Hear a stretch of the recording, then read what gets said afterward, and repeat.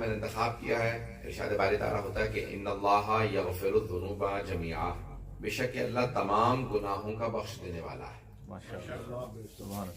جب کسی نے کہا کہ مولا حکومت کی طرف سے کہا جا رہا ہے، یہ بنی عباس کا ظاہراً دور ہے کہ یہ آیت قرآن کی سب سے زیادہ اچھی آیت ہے، تو مولا نے فرمایا کہ نہیں، ہمارے نزدیک قرآن کے اندر گناہگاروں کے لیے سب سے بڑی بشارت وہ یہ آیت ہے کہ ان اللہ یغفر الذنوب جميعا، کہ بے شک خدا تمام گناہوں کا معاف کرنے والا ہے، بخشنے والا ہے، مغفرت کرنے والا ہے، ہر گناہ معاف ہے، حتیٰ شرک سے بھی توبہ ہے کہ انسان شرک چھوڑ دے توحید پہ آ جائے تو شرک سے توبہ ہے۔ حضرت میں ہر گناہ کی توبہ ہے، لیکن اگر انسان توبہ کرے اور آ جائے خدا کی بارگاہ کے اندر، جب آ جائے تو اللہ سبحانہ و تعالیٰ، یہ جو آپ